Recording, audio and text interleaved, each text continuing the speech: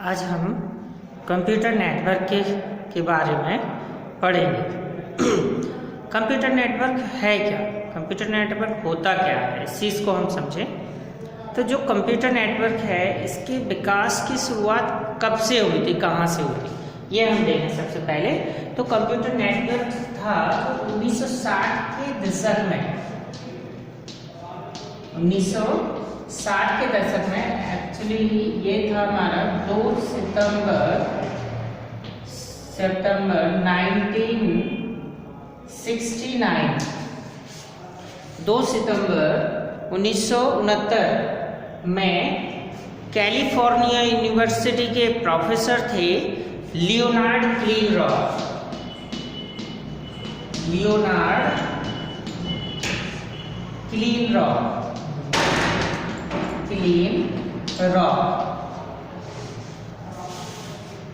California university के professor Leonard क्लीनरॉक ने 2 सितंबर 1969 को सबसे पहले 2 कंप्यूटरों के मध्य आपस में संपर्क स्थापित कराया था और उनके मध्य डाटा का आदान प्रदान भी किया था।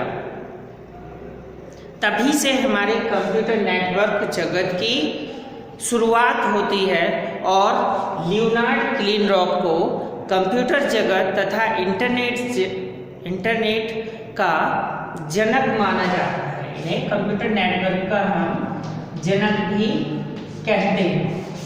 यहीं से हमारे कंप्यूटर नेटवर्क की शुरुआत हुई थी। अब आते हैं हम कंप्यूटर नेटवर्क है क्या, इसको हम समझें।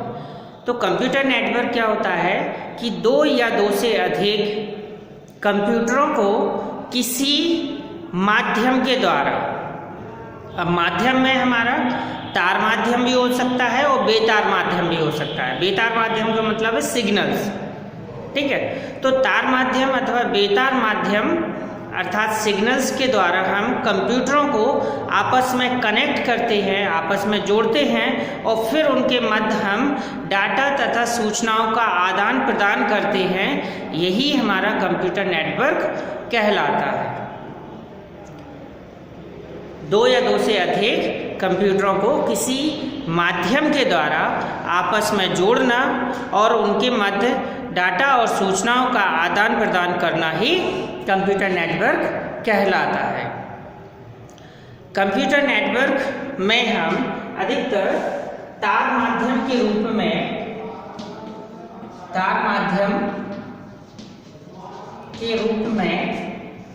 फाइबर ऑप्टिक केबल या कोएक्सियल केबल का उपयोग करते हैं और सिग्नल्स के रूप में बेतार माध्यम के रूप में हम सिग्नल्स का उपयोग करते हैं। बेतार माध्यम के रूप में हम सिग्नल्स का उपयोग करते हैं, ठीक है। कंप्यूटर नेटवर्क से हमें लाभ क्या होते हैं, इस चीज़ को हम सबसे पहले समझें। तो कंप्यूटर नेटवर्क से हमें निम्नलिखित लाभ होते हैं। Number 1 advantage of computer network, लाभ है ये। पहला है हमारा संसाधनों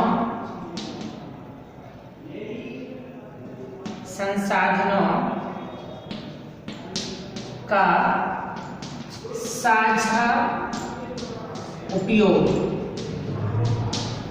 संसाधनों का साझा उपयोग, इसका मतलब है संसाधन है हमारे कंप्यूटर के पार्ट्स। तो कंप्यूटर नेटवर्क के द्वारा हम अपने कंप्यूटर की जो डिवाइसेस होते हैं, उपकरण होते हैं, उनका हम साझा उपयोग कर सकते हैं, मिलजुल कर उपयोग कर सकते हैं। उदाहरण के तौर पे जैसे मान के चलो हमने 10 कंप्यूटर का एक नेटवर्क लगाया है। उन 10 कंप्यूटरों में किसी एक कंप्यूटर पर, जिसको हम सर्वर कंप्यूटर कहते हैं, उस कंप्यूटर पर हमारा प्रिंटर लगा हुआ है, तो बाकी जो 9 कंप्यूटर हैं वो भी उस प्रिंटर का उपयोग कर सकते हैं। तो इसको हम बोलते हैं संसाधनों का साझा उपयोग, अर्थात उपकरणों का साझा उपयोग।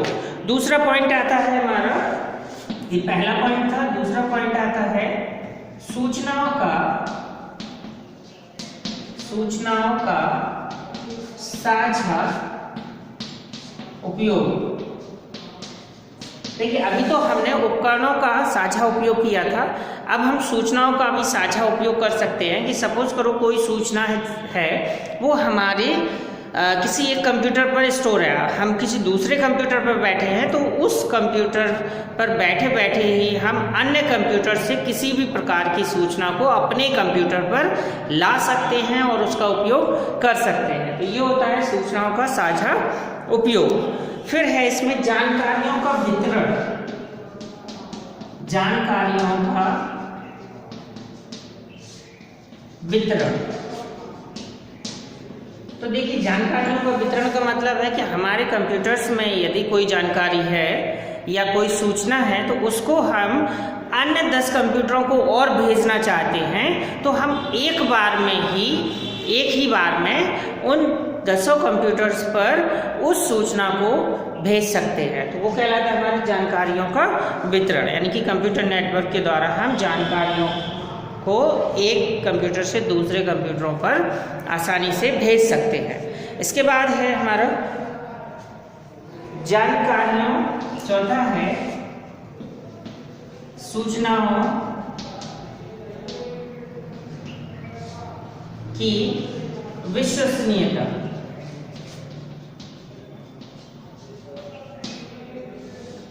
सूचनाओं की विश्वसनीयता अर्थात हम जिस सूचनाओं को एक कंप्यूटर से दूसरे कंप्यूटर पर भेज रहे हैं तो जिस पर हम भेजना चाहते हैं वो सूचना हमारी उसी कंप्यूटर पर ही ट्रांसफ़र होगी, उसी कंप्यूटर पर ही जाएगी, किसी अन्य नेटवर्क से जुड़े हुए कंप्यूटर पर नहीं जाएगी।